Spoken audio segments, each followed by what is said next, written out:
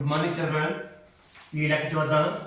రెండు దశాంశ సంఖ్యల లబ్ధం 14.837.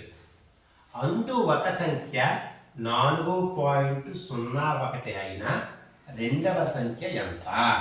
ఆన్సర్ మనకి ఏ అనేది 37 ఇచ్చాడు, బి 3.7 ఇచ్చాడు, సి 3.07 ఇచ్చాడు, డి 3.007 ఇచ్చాడు. ఇక్కడ రెండు దశాంశ సంఖ్యలు లబ్ధం ఉన్నాయట. లబ్ధం అంటే రెండు దశాంశ సంఖ్యలు ఉన్నాయట. వాటి లబ్ధం ఎంత ఇచ్చాడు? 14.837. రెండు దశాంశ సంఖ్యలు ఉన్నాయమ్మా. వాటి యొక్క లబ్ధం అంటే గుణకారము 14.83 ఇచ్చాడు. అందులో ఒక సంఖ్య 4.01 ఇచ్చాడు. అయితే రెండవ సంఖ్య ఎంత అని అన్నాడు అన్నమాట. రెండవ సంఖ్య మనకు తెలియదు కాబట్టి దీన్ని ఎక్స్ అనుకున్నాం.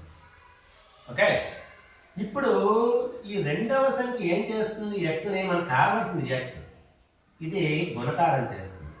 ఈక్వల్ టు అవతలకు పంపిస్తే భాగాహారం చేస్తుంది. సో ఎక్స్ ఈక్వల్ టు మనం భాగాహారం చేసుకోవచ్చు, భిన్న రూపంలోనైనా రాసుకోవచ్చు. 14.837 డివైడెడ్ బై 4.01.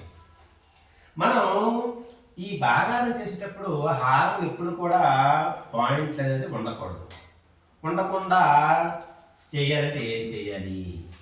ఈ పాయింట్ బదులు 1, పాయింట్ తర్వాత 2 అంకెలు ఉన్నాయి కాబట్టి 2 సున్నాలు వేసుకోవాలి.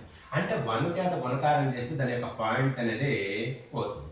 ఎప్పుడైతే హారాన్ని 1 చేత గుణకారం చేసామో లవాన్ని కూడా 1 చేత గుణకారం చేయాలి, లేకపోతే దాని విలువ మారిపోతుంది అన్నమాట. ఇప్పుడు పాయింట్ అనేది 2 సున్నాలు ఉన్నాయి కాబట్టి పాయింట్ అనేది ఇక్కడ 2 అంకెలు దాటి 1ల స్థానంలోకి వస్తుంది.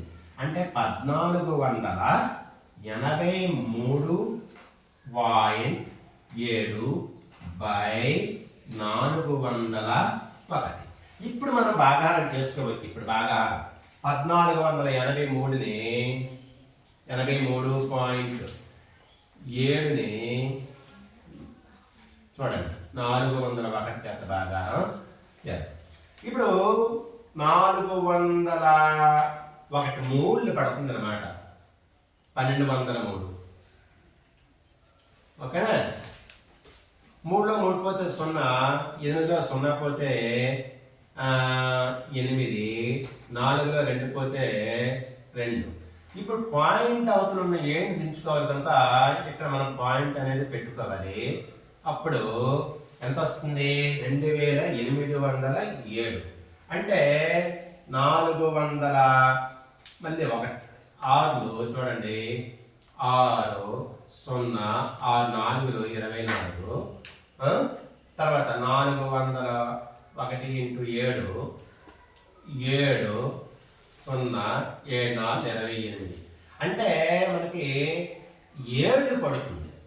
సో కరెక్ట్గా 2807. సో మనకి 0 అంటే ఆన్సర్ మనకి ఎంత వస్తుంది? 3.7. అంటే ఆన్సర్ బి. ఓకేనా? Thank you.